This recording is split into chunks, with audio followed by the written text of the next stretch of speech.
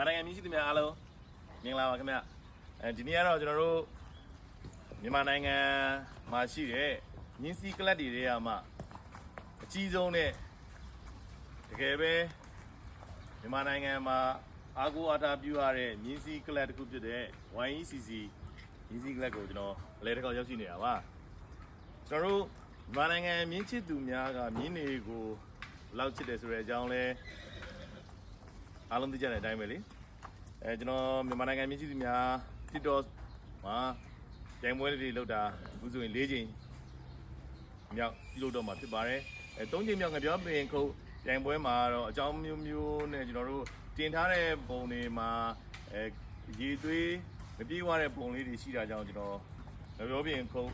ကြိုင်ပွဲကိုတော့ခဏရန်နာလိုက်ပါတယ်ဒီနေ့ကနေစပြီးတော့ကျွန်တော်တို့က၄ချိန်မြောက်ပေါ့နော်ရှုပ်ထားချိန်မြောက်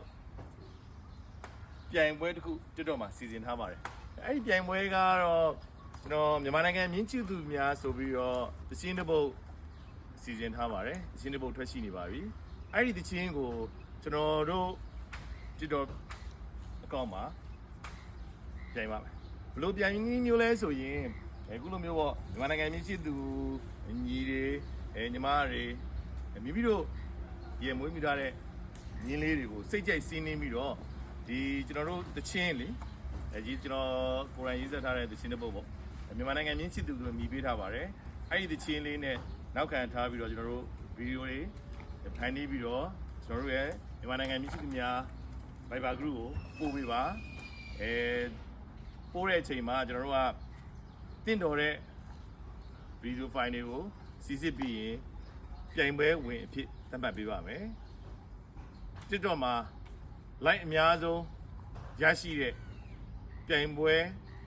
ဝင်ဗီဒီယိုဖိုင်ကိုစုထိုက်တဲ့နဲ့ရှင်းမြစ်သွားမှာဖြစ်ပါတယ်ကျွန်တော်တို့ရဲ့မြန်မာနိုင်ငံမြင့်ရှိသူများယူရိုဆောင်လူကြီးများကလည်းပြောထားပါတယ်မြန်မာနိုင်ငံမှာမြင်းဝါသနာပါပြီးတော့မြင်းနဲ့ပတ်သက်လို့စွမ်းနိုင်သမျှလှုပ်ရှားနေတဲ့သူတွေကိုအထောက်အကူပြုဖို့အတွက်ကျွန်တော်တို့ညွှန်ကြားထားတာရှိပါတယ်ဒီလိုမျိုးမြင့်ရှိသူတွေကိုပံ့ပိုးနိုင်ဖို့အတွက်ကျွန်တော်တို့အမြဲတမ်းပဲစဉ်းစားပြီးတော့လှုပ်ဆောင်နေပါတယ်အခုကလည်းကျွန်တော်တို့ဒီမြန်မာနိုင်ငံမြင့်ချစ်သူဆိုတဲ့တခြင်းလေးနဲ့ပြိုင်ပွဲဝင်ရောက်ဖို့ဖိတ်ခေါ်ပါတယ်ပြိုင်ပွဲဝင်ရောက်ဖို့ကိုကျွန်တော်တို့31ရက်5လ2026ကနေစတင်ပြီးတော့မြန်မာနိုင်ငံမြင့်ချစ်သူများ Viber group ကိုဝင်ရောက်ပြီးတော့ပို့ပေးဖို့ဖိတ်ခေါ်ပါတယ်ခင်ဗျအားလုံးပဲ